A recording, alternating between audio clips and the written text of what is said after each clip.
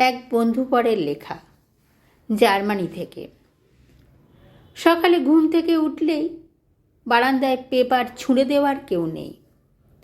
কাজের মাসি আসবে না বলে গজগজ করার সুযোগ নেই, কারণ মাসিটাই নেই। নেতা চুবিয়ে ঘর মোছার লোক নেই। বাজার করা নিজেকেই, তাও সপ্তাহে এক আধবার। ড্রাইভার নেই, আদপে ড্রাইভার রাখার ক্ষমতাই নেই আপনার। আপনার চেয়ে অনেক বেশি ধনী মানুষও ড্রাইভার রাখার কথা ভাবতেই পারেন না, এতটাই ব্যয়বহুল ব্যাপারটা। অফিসে চা কফি দেওয়ার পিয়ন নেই, ইচ্ছা হলে নিজেকেই করে নিতে হয় চা কফি। হাঁক দিলেই পাড়ার লোকে হাজির হয় না। আপনার বাড়িতে মৃত্যু হলেও যদি আপনি নিজে গিয়ে না জানান এবং সাহায্যের আবেদন না করেন, তাহলে পাড়ার লোক তো দূর, আত্মীয়রাই না বলে চলে আসা অসৌজন্যমূলক। রান্নার লোক নেই, সারা দিন কাজের শেষে শরীর না দিলেও নিজের মতো স্যান্ডউইচ ইত্যাদি নিজেকেই করে নিতে হবে।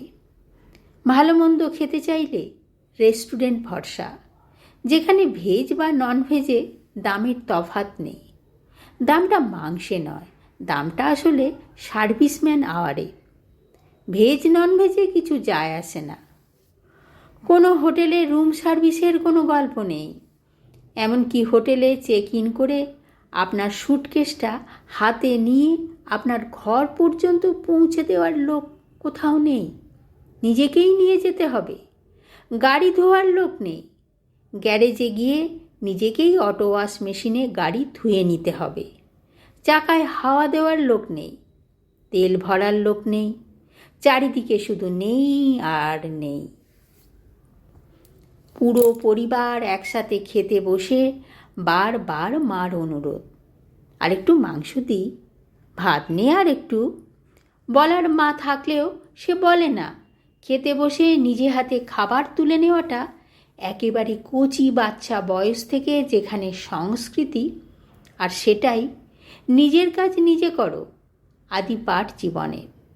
একবারের বেশি দুবার কাউকে খেতে অনুরোধ করাটা যেখানে অসভ্যতা।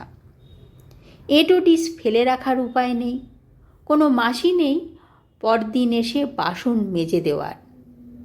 সপ্তাহের একটি বিশেষ দিনে এক একটি বিশেষ অঞ্চলে গাড়ি ধুতে পারেন নিজে, রোজ নয়। ভুল দিনে গাড়ি ধুলে পাড়ার লোকের রোষে পড়ে যেতে পারেন যে কোনো দিন।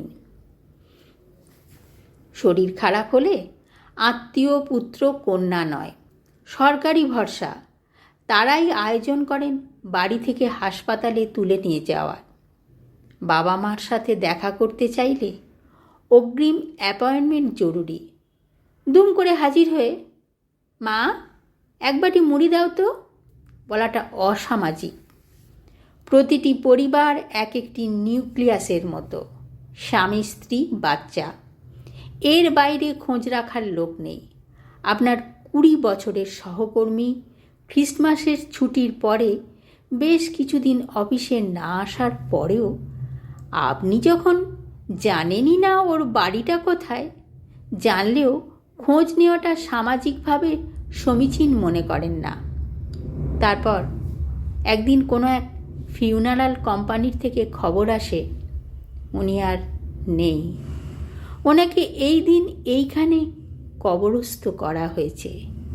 একা, স্ত্রীহীন, পুত্রকন্যা অনেক দূরের কোনো ইউনিভার্সিটিতে। মদ খেতে খেতেই শেষ করে দিয়েছেন নিজেকে।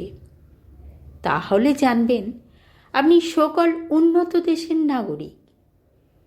এই জীবন ভালো, নাকি আমাদের নিজের দেশটাকেই আর একটু সুন্দর, আর একটু উন্নত করে নিয়ে সেখানে থাকা ভালো? ভাবুন, ভাবতে থাকুন।